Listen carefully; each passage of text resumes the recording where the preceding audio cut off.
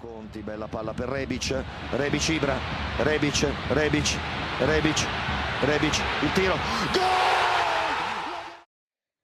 Hello, everyone. Welcome to another episode of the SempreMilan podcast. I'm your host, Anthony Torgrud. I'm not third this time. I got bumped all the way back up to host. It seems back-to-back now, or 2 out of 3 weeks that Ollie's been missing, but I'm here as usual. And Madison, you're on a hot streak too. Yeah, I guess I'm second place now. I don't know if Gian's still part of the podcast. He's missed 2 weeks in a row now. I'm just kidding. It might have been more, isn't it? Is it like 3? I don't know. Mr. I don't know what they used to call me, but unreliable. Regardless, it's the two of us. I feel like me and you have not done a podcast, just the two of us, in probably since I first joined, like 3 years ago. Yeah, honestly, yeah. I think that was the last time. So, it's pretty rare, but we're here. We're happy. We're doing it. I guess we'll just jump right in. There's not a lot of news. I mean, the Euros are going on. There's like the same transfer rumors repeatedly. So we're really just going to touch on a few of them that are new, kind of interesting. And then we got a decent amount of questions that we'll get into. But first bit of business, Leao is not technically on the chopping block, but we're considering offers for him. We have a price point set in mind that isn't known to us, but they're saying if offers come through for that amount, that we would definitely consider. Initial thoughts? What do you think? Are you okay with getting rid of Leao? You want to keep him around? well, the whole thing that's going on with Leao is like a switch with James Rodriguez, but Leao wants to go to Dortmund, and I like James. I think that he would do good in Serie A, but I don't know if I want to take the chance on him, knowing his salary, and 2, his health issues. The guy's always injured. I assume that we'd probably offer him like $4 million a year, and then some kind of bonuses based on appearances and assists or goals attributed to the team. But Leao, I don't know. I feel like he's kind of like a Yang player where he could be great, but he just is very inconsistent. Yeah, I mean, well, the headlines on the screen right now, like his potential is undeniable. We've seen what he can do. We know can be a great player. He's just inconsistent. It's either really high or really low. There's no in between, and you never know which one you're going to get out of him. So I wouldn't be terribly upset if an offer came in for like 25 million and we sold him off. But I think we should keep him around if we can. Right. But I don't know. I mean, it seems like all the clubs in Serie A, all the top clubs are in a rebuild right now, and we're in just a build. So there's no need to get rid of everyone. We already lost Donnarumma, and we've lost Calhanoglu. Like, we're already losing key figures, even though we've already replaced Donnarumma and we're looking for big name replacements for Hakan. We don't need to replace every single player. Let's just build and keep some depth. So I don't want to get rid of him, but yeah, I think that a swap deal for James would be a horrible move, given that James is worth like $10 million. And, yeah, I don't think we should be going for James, to be honest. I think he's a good player, and he might do well in Italy, but I don't know. There's other number 10. I have a feeling it's pretty close to being done. But I guess we'll find out what happens the next couple of weeks. Well, I mean, I guess we'll just go to the next one. Another name that I'm seeing now pop up a lot is Coutinho from Barcelona on loan. I think people would be interested in that. I mean, I don't know if that's even a better move than Leao, or I'm not Leao, James. Like, has Coutinho been injured a lot? Yeah, and he keeps getting shuffled around. Ever since he left Liverpool, he hasn't been too hot. Okay. I just feel like he's kind of the same thing as James. He's a big name player. He has a good history, but he hasn't been fantastic for the last couple seasons. So it's hit or miss for me. But I don't know. There's a lot of names that keep coming up. The other guy who just was playing, maybe he did score against Italy. I can't remember who scored, but it was the player we're linked with is Sabitzer, something like that. I don't know. Or no, If I he saw missed. the name, he missed a really I easy can't chance. recognize it. Yeah, he missed a really easy chance actually. So I think that's what it was. I don't remember who scored in the game, but yeah, I don't know. We got James, Coutinho, Sabitzer. There was another name coming up too. God, who was? There's so many names I can't even keep up. Zakenyi, who's been like linked with us and then denied by a million people over. And now we're seeing Milinkovic-Savic again. You know that's coming up. We've been linked to him in the past, but yeah, now we're saying Romagnoli might be swapped for him. I I don't know know I if just I said would we do don't need that. to. I would. I know I just said we don't need to get rid of everyone, but Yeah, but I feel like we need I depth like at the it. center back position. We do, and he's a But I solid mean, player. Romagnoli would go to his boyhood club. He's like a Yeah. Lazio fan, right? Yeah, he is. And I think, So so Milinkovic-Savic technically isn't even an attacking mid. He's just an attacking-minded box-to-box, so he would play more of like a Kessie role anyways. But I don't know. I think he could be adapted to being up front. do you think that we could switch formations to a 4-3-3? Yeah, I think we could. It depends on the winger situation. You know, we still need to either get a third right wing or get rid of Castillejo. Or, I mean, because I don't think Salamakers is enough to start a full season with Champions League, you know? Yeah. I guess we'll see. I think that we are pretty much set with our starting center mids. I don't know if Milinkovic-Savic would want to come and play second fiddle to either Kessie or Benacer, unless we're planning on selling Kessie and not re-signing him for $6 million a year. Yeah, let's talk about that. So he wants a renewal. We have him for next season regardless, but next season is his last season on the contract. He's wanting 6. And what did we supposedly offer, like 4.5 or 5 or something? I think like we that? offered him 4 plus bonuses. Yeah. I'd say just give him the 6, damn it. You know? Oh, we can't lose 100%. everyone. Like, everyone's leaving on a free. And Donnarumma, obviously, huge value, but, you know, it's not like we didn't try to renew him for a year and a half. Hakan, we weren't going to get a whole bunch for anyways, but Kessie, No. I mean, he's a 60, 70 million player right now. The whole world wants him, especially after the United games. I don't think that we will be letting him go for free. Yeah. I think that if we were to get Milinkovic-Savic this summer, we could see Kessie leave. If we saw Kessie leave this summer, I would be shocked. Oh, yeah, that would be the worst thing that could happen to us. That would be the worst. We wouldn't get top 4 again next season if he left. That would be the end of it. We would need to do a lot of work to get to the top. Yeah. I couldn't see Kessie leaving. I think Kessie has to stay. Renewing is a priority. So if he wants 6, I say give it to him. I know it's scary to do that because then when it's time to renew again, they want 7, they want 8. You know, and you got to keep building up. But think of all the wages we just saved in getting rid of Donnarumma and signing Mike for a third of the price. You know, we have the money to give him that, and he's earned it. He deserves it. Like, yeah, he's a fantastic player. How many? That's one of the things that worry me. Deal, you think? How old is he? 23. I'd sign him for 4. Yeah, but that's the thing that worries me about this management team is if we can't even give our best player what he deserves, we're just going to become a Dortmund and sell our players when they get good. You know. That's what I was always worried about. And hopefully, you know. Yeah, and hopefully make a run in the Champions League every 3 or 4 years. Yeah, exactly. And then be like, all right, we made our run. Time to sell these players and start over. I would like us to. What is your goal for Champions League this season? Round of 16.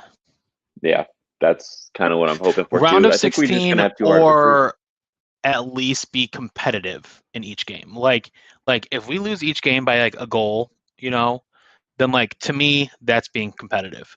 And now if we, you know, finish 4th, but we are losing games by a goal or drawing, you know, and at least being competitive, like against Man United. I was disappointed that we got knocked out, but we played good. better than I thought that we we did. were Yeah. going to.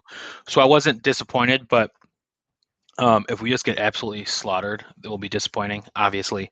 But yeah.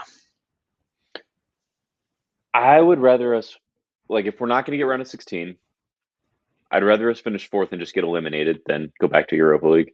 Same, kind of like what happened to Inter. Yeah, it obviously worked out in their favor, and I don't think it's going to be enough to, spur us on to win the Scudetto, but I would much rather just have that to focus on, at the bare minimum. Same. But speaking of Champions League, Teo made a silly promise to the fans that if we secure Champions League, he'd dye his hair red and black. He came through on his promise. He did that.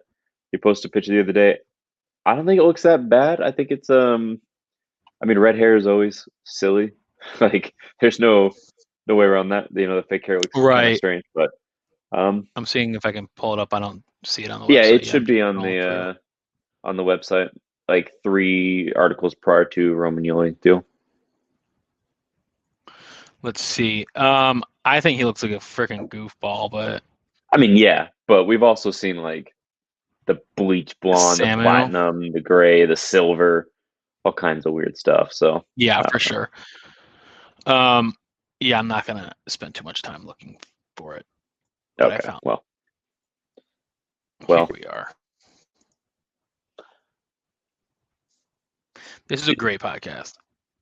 I know. I feel like it's quiet. I feel like there needs to be background music or something going on. We're used to always just never stopping talking. I know. So yeah, that's his hair. He kind of looks like a Bulls fan, a Chicago Bulls fan. Even though he's in I don't know why. Shirt, yeah. Even though he's in a Spurs shirt. Tottenham Hotspurs. I'm sorry.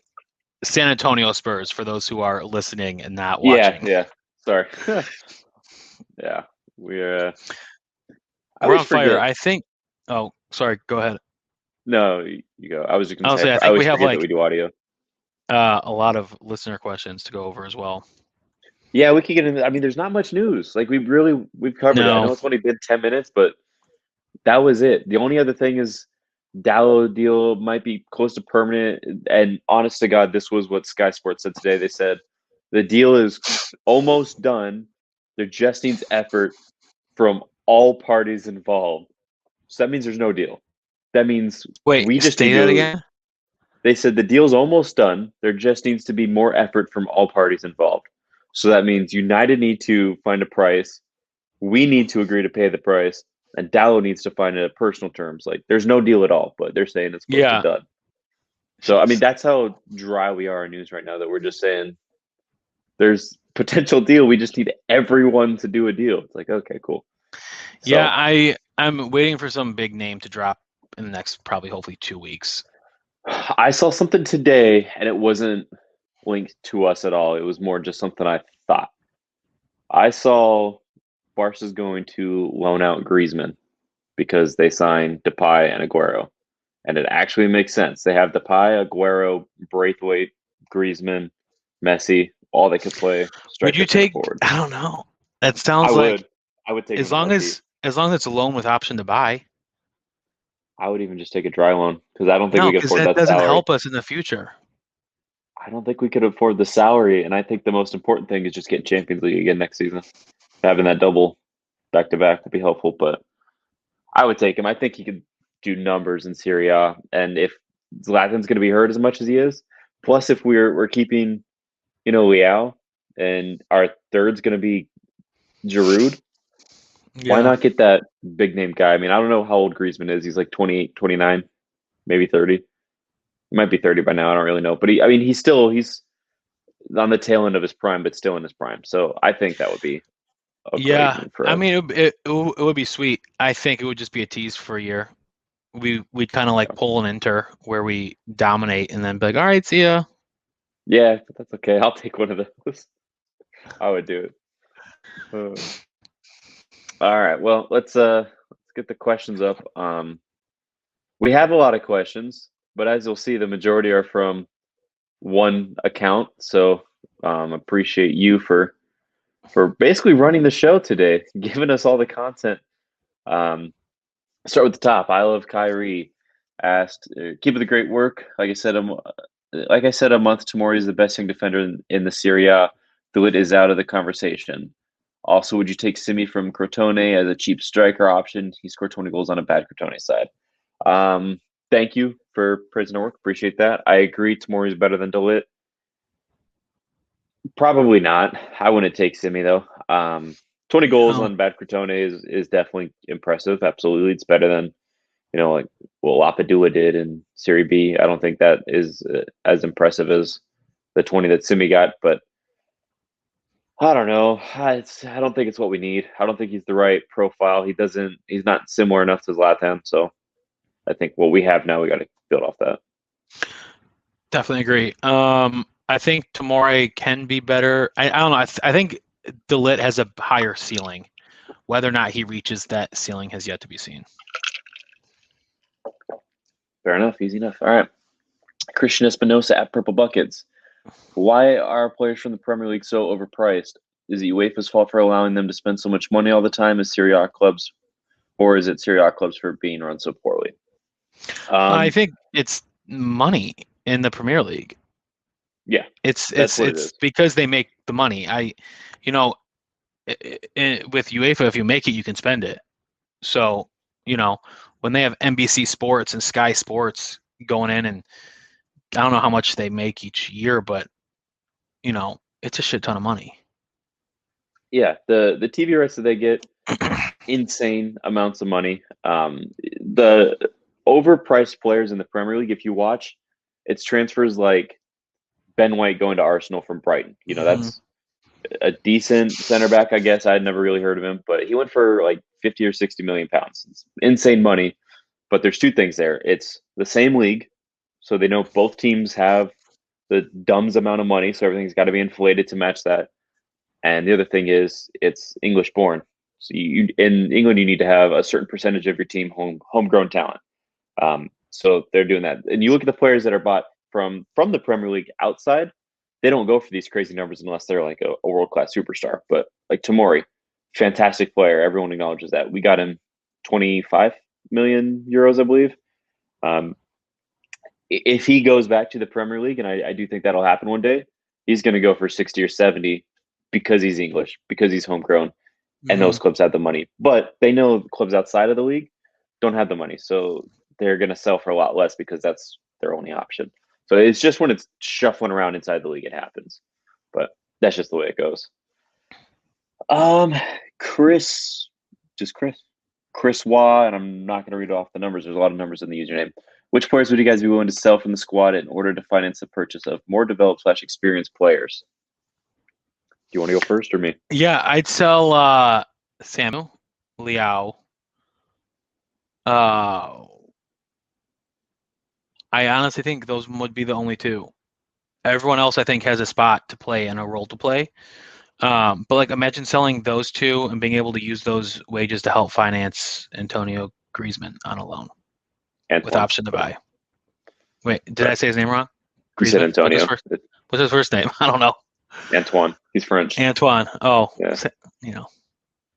Antoine, Antonio. I mean, it's the same name. It's like, Anthony is Antoine and Antonio, like whatever.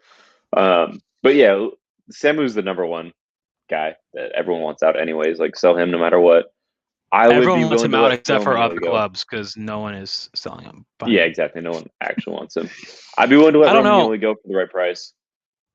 We need the depth and, play him against the small side Italian teams in League and Coppa Italia. That's when he does his best, to be honest. Right. And don't play him in Champions League. Don't even put him on the bench.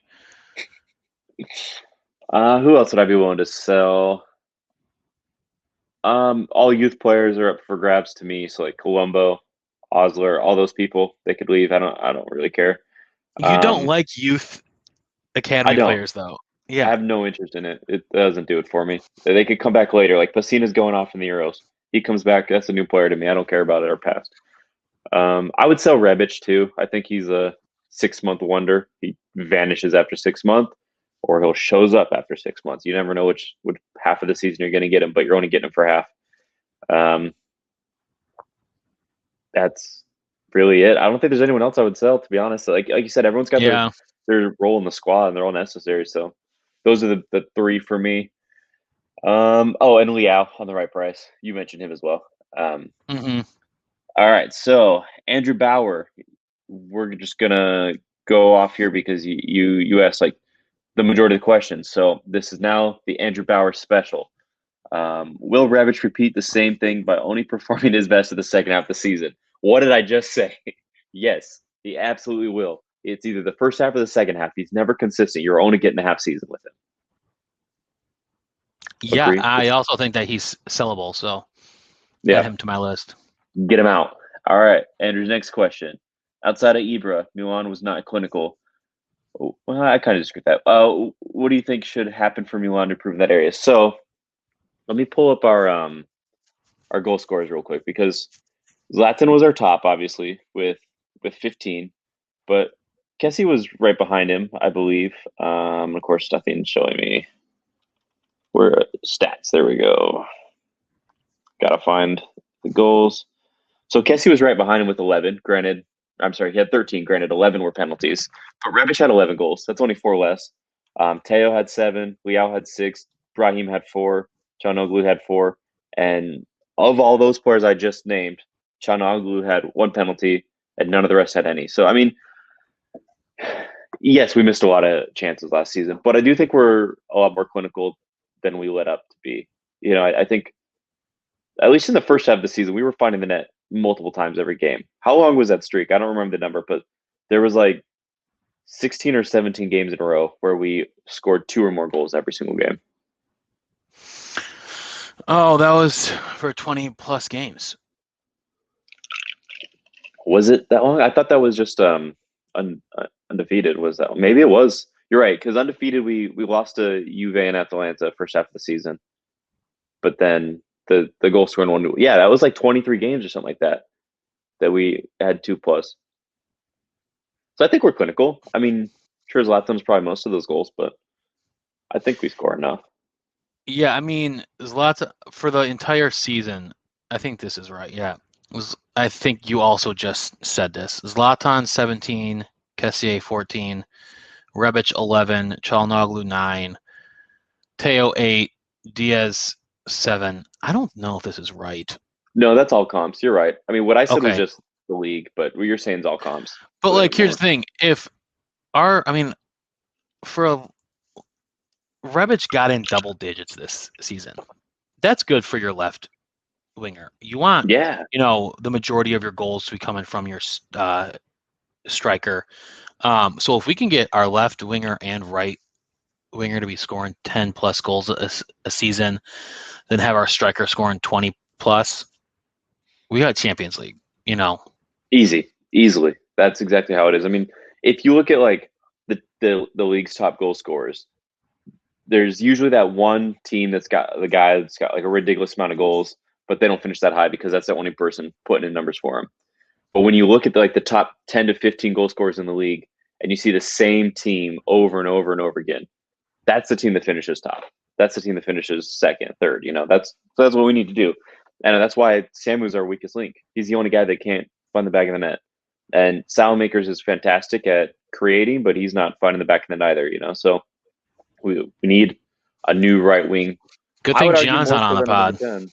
Yeah, no, whatever. That's his fault. He could listen back and complain in the chat. Is the Locatelli mistake going to make Milan be cautious about selling Leao? 2 different mentalities. So here's my position on Locatelli. We needed to sell him because he was not good enough at the time. He was not capable of beating an injury-prone 32-year-old Lucas Biglia to the starting spot. Now he is. Now he's one of the best in his position in the world. Definitely the best Italian in the position. Hands down, I agree with that. But he never would have developed into that player if he stayed with us because he wouldn't have got the time. So I don't think we made a mistake. Maybe we buy him back later. Maybe he goes to Juve. It is what it is. But he wouldn't be who he is today if he stayed with us. Mm-hmm. Agreed. Easy enough. All right. Do you think history will repeat itself related to injuries piling up between December and February? I hope not. I feel like it happens often. I mean, it's happened every season for the past 5 years, so it's gonna happen. Yeah. Our medical staff isn't very good, it seems like. And I mean, Zlatan's going to get injured. We know that at this point. Mm-hmm. He can't play that many games. I mean, hopefully he recovers, long layoff, and he could chuck on the beginning of the season like he did last year and start us off really strong. But I mean, he's going to finish the season pretty beat up, especially with Champions League. That's why I think it's so critical to get a big name striker in. But yeah, we're going to have injuries. I don't know if we're going to have a crisis to where we didn't have a single center back like we did this year, or where we had Calabria playing in midfield. Like I don't know if it'll get that bad, but there's going to be a string of injuries. That's just how it goes at Milan, unfortunately. With Gattuso leaving 22 days after signing with Fiorentina, does this give Milan a chance to get Vlahovic at lower prices? Yes, that was actually one of the main reasons why Gattuso left. Gattuso's agent is George Mendes, who is Ronaldo's agent and a bunch of Portuguese players and a bunch of big name players, James Rodriguez included in that. But the main issue was Fiorentina wanted to sell some players, and Gattuso and his agent said, no, we want to build something here. We want a foundation. We want to develop and have a project and make Fiorentina relevant. We cannot sell players like Vlahovic, like Milinkovic. And Fiorentina, without naming names, said, we're going to have to sell some players. And that's why Gattuso left. And I don't know if that's the best thing for Gattuso to have done. It sounds to me like he didn't have those probing conversations before he accepted the job, to be honest. Like, you should know what your project's going to be before you accept the manager role. So maybe that's a bad sign on Gattuso's part. But good on him for getting out of there before it hurt his legacy, I guess, if you say he has one, I mean, he was great at Milan. He did good at Napoli. So I don't know why he would, if I was him, I probably would have done the same thing. Because you don't want to go coach a team because you want to win. Like he was born a winner. And then for them to be like, these players could leave for the right price. He's like, well, then what are we doing here? Are we just fighting to stay in the league, or do you want to try and do something? Yeah, exactly. I mean, there's no reason, like as a manager, unless you're going to a team that's battling relegation, you should always aim for going as far as you possibly can, unless you're going to a Benevento or a Crotone where like, look, we just came up, we're not very good. Our objective is to stay in this league. That's the only time that you should be okay with not overachieving. But I don't know. I think when Fiorentina comes to Gattuso and they say, hey, we think you did a great job in Napoli, we would like to bring you on. That's when you say, okay, what is your project? What is your objective? Who are your star players that you want to keep? Who's on the chopping block? Like, you should figure that shit out before you say, yeah, I'll take the job. And then 3 weeks later say, whoa, this isn't for me. Like, I don't know. I think that's kind of shitty on his part, but it is what it is. So roundabout way of saying, yes, I think we could get Vlahovic and other stars because I think they're obviously for sale. Fiorentina's willing to do so. All right. And I think this is the last one from Andrew. There might be more underneath this. I'm not sure. I think there's more. He says, Kier, Gabia, and Romagnoli lack pace. You scrolled too far. One more up. That's my bad. You're good. Right there. Kier, Gabia, and Romagnoli lack pace. Do you think Milan should sell Romagnoli to get a defender similar to Tomori? We disagree on this. I said yes. You said no. Kind of already touched on it, but if you want to expand. No, I think we should keep him. We need depth. Okay. That's it. Maddie says keep him. We need depth. All right. Yeah, I think we should sell him if the price is right. If it's like a swap deal for like Milinkovic or someone else, like a number 10 or something. I don't know. Someone who's going to help us out. I'd be okay with it. But keeping him for all the reasons Maddie said earlier, playing the cup games, playing against the smaller sides, like resting Kier, who's going to need it. He's up there as well. We need the depth. We're in a lot of competitions. So keep him if we can, sell him if a good opportunity comes around. That's what I say. Who would you be your ideal signing for third striker? That's from Rohit Rajiv. Coutinho. Is that a joke? I love Cutrone a lot. I don't know. I think Milan and fans think that Giroud is going to have the same kind of presence that Ibra has, but he is not going to. I don't see what people like about him. I don't like him. I don't think I feel like he scores maybe 10 goals a season. I'm pulling that out of my ass. I don't know how accurate that is. You But might be overshooting it a bit. so like what, 8 goals a season? Yeah, it's probably like 6 or 7. Yeah. So I don't know why we're buying, like, what the fuck? That's not a good, investment. But, I'm not a decision maker in the club. So But for a third string, I mean, he's not going to play that much. they're talking about him being second fiddle to Ibra, which to me sounds ridiculous. Yeah. I don't know. I could see. But we're him talking coming on about as third like string here. So if our second string is only scoring 8 goals a season, we can have Kutro who scores 3 goals a season. Or we could have Giroud on a free who scores 6. You're talking about third place, not second place. Yeah. Well, okay. So who's our second place right now? Rebic? Like, I think so. Andrew That is said interesting. Moise Keane below. If Everton wouldn't sell him to us for $50 million, I would definitely take him. Is he But still? he's at PSG now on loan. Oh, it's a PSG loan. and PSG want to loan him again. Yeah, and So if PSG owned him outright, they would never sell because that club holds everyone hostage. yeah. So what will happen is PSG will buy him for $50 million now and then sell him for $10 million in like 3 years. Yeah. I've seen some stuff of Kyle George, and by some stuff I mean I've seen his name be mentioned. I haven't actually seen him play, so I don't know if he's any good or not. He's from Santos in Brazil. I know Juve was interested, and I think one other team. Irrelevant to this podcast, but just got a message from a very attractive girl, so that's cool. Sorry. And Emil Roback from the Primavera. We all know how I stand on the kids. I'm not about it. We'll leave him. Leave him there. We don't need that. But that actually, I take it back. For third string striker, you could call up a Primavera player just for the roster spot because they're not going to play like Colombo did this season. He never played, but he was third string.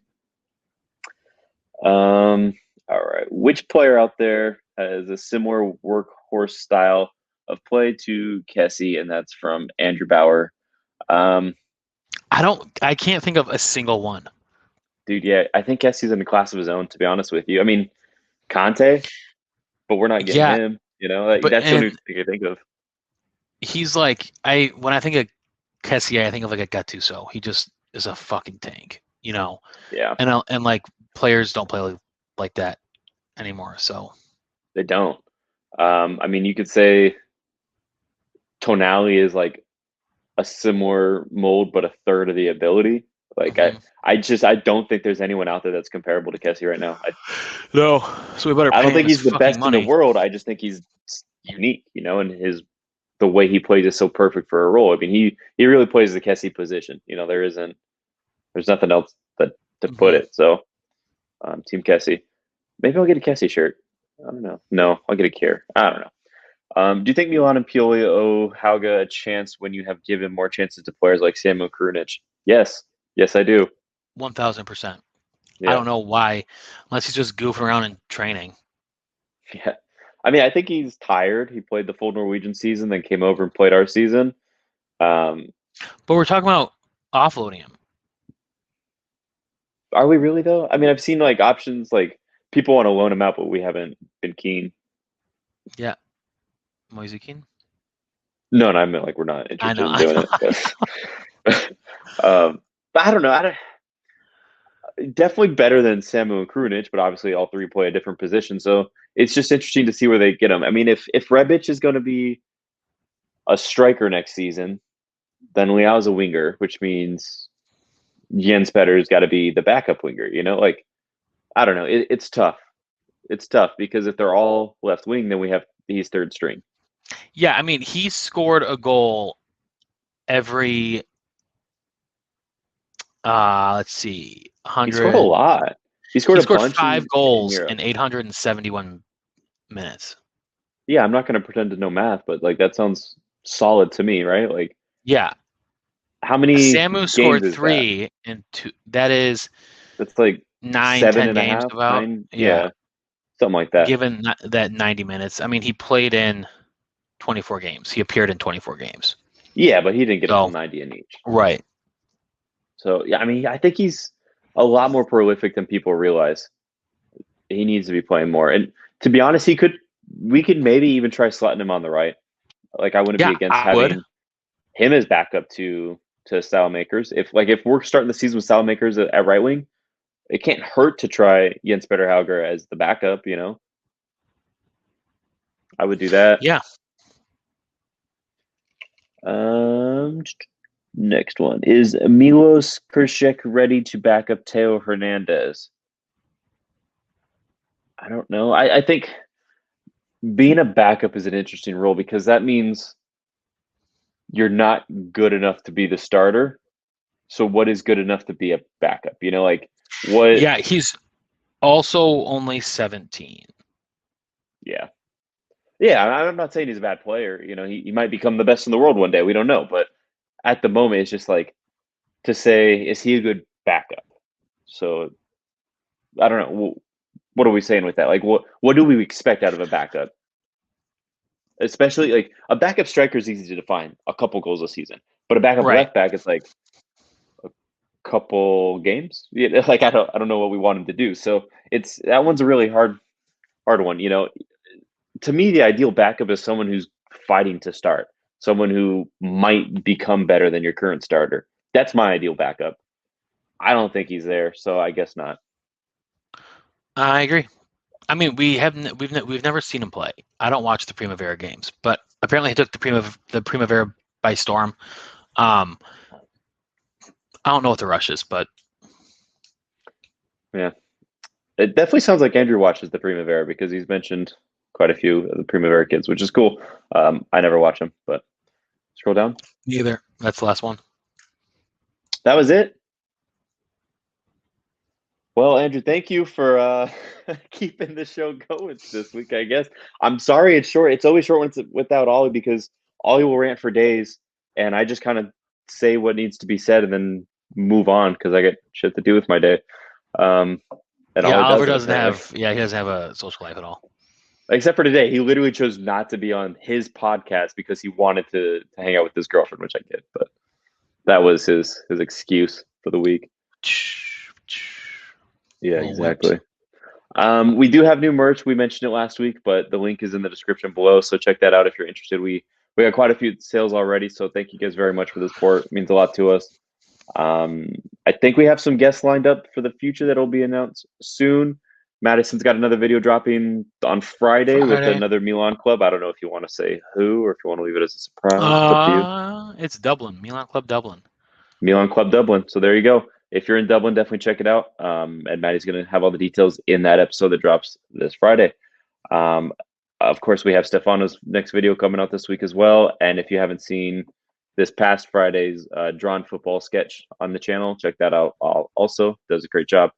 But yeah, I've been your host, Anthony Torgard. Find me on Twitter at Torg45 and been joined by Madison. Yeah. Find me on Twitter at Edward__Toth. Awesome. Thank you guys so much for listening. We'll catch you in a week's time. Conti, bella palla per Rebic, Ibra, Rebic, il tiro, gol!